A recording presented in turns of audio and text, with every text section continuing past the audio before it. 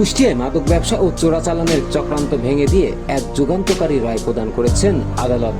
জেলা বহুল আলোচিত ও চিহ্নিত দুই মাদক সম্রাজ্ঞী কামিনী বেগম ও রহিমা খাতুনকে দুটি পৃথক ধারায় যাবজ্জীবন সশ্রম কারাদণ্ডের আদেশ দিয়েছেন আদালত।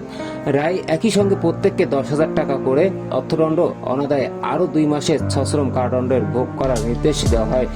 আজ রবিবার 23শে আগস্ট সকালের দিকে কুষ্টিয়া বিজ্ঞ অতিরিক্ত জেলা ও দায়রা জজ দ্বিতীয় আদালতের বিচারক নাদিরা সুলতানা জনাকীর্ণ আদালতে এই রায় ঘোষণা করেন। রায় ঘোষণার সময় সাজাপ্রাপ্ত 2 নারী আসামি আদালতে অনুপস্থিত ও পলাতক ছিলেন। ফলে বিচারক তাদের বিরুদ্ধে সাজা পরোয়ানা জারি করে দ্রুত সময়ের মধ্যে গ্রেপ্তার নিশ্চিত করার জন্য সংশ্লিষ্ট থানা পুলিশকে কঠোর নির্দেশ প্রদান করেন। দণ্ডপ্রাপ্ত 2 নারী আসামিরা হলেন কুষ্টিয়া সদর উপজেলার চোরাশ ফুলতলা এলাকার আজাদুল রহমানের স্ত্রী কামিনী বেগম এবং একই এলাকার আনিসুর রহমানের স্ত্রী রহিমা খাতুন। তারা দীর্ঘদিন ধরে এলাকায় মাদক সিন্ডিকেট পরিচালনা করে আসছিলেন বলে স্থানীয় সূত্রে জানা যায়। মামলার বিবরণী ও আদালত সূত্রে জানা যায়, 2015 সালে 16 আগস্ট অক্টোবর বিকেলে 5টার দিকে গোপন সংবাদের ভিত্তিতে চৌরাশ ফুলতলা এলাকায় এক বিশেষ মাদক বিরোধী অভিযান চালায় আইন শৃঙ্খলা রক্ষাকারী বাহিনীর একটি চৌকস দল।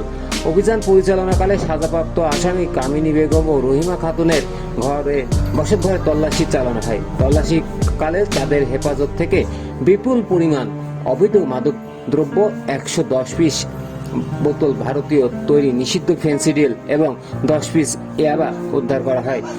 মাদক উদ্ধারের ঘটনার পরপরই তাদের হাতে নাতে আটক করে আইনি প্রক্রিয়ায় প্রয়োগকারী সংস্থা। উদ্ধারকৃত মাদকের ঘটনার পরদিন আটককৃতদের বিরুদ্ধে মাদক দ্রব্য নিয়ন্ত্রণ আইনে সংশ্লিষ্ট ধারায় কুষ্টিয়া মডেল থানায় একটি মামলা দায়ের করা হয়। মামলাটি তদন্তভার গ্রহণ করে কুষ্টিয়া মডেল থানার উপপরিদর্শক SI আশরাফুল। তিনি সার্বিক তদন্ত শেষে এবং উদ্ধারকৃত আলামত ও আসামিদের অপরাধে জড়িত থাকার বিষয়টি প্রাথমিকভাবে প্রমাণিত হয় আদালতে অভিযোগ চার্জশিট দাখিল করেন। পরবর্তীকালে বিচার কার্য শুরু হলে দীর্ঘ শুনানি ও আলামত পরীক্ষা নিরীক্ষা এবং একাধিক সাক্ষী স্বাক্ষর গ্রহণ শেষে আদালত আজ এই সিদ্ধান্ত নেয়। রাষ্ট্রপক্ষের আসামির বিরুদ্ধে আনিত অভিযোগ সন্দেহগতভাবে প্রমাণিত করতে সক্ষম হয় বিজ্ঞ বিচারক এই কঠোর দণ্ডাদেশ প্রদান করেন।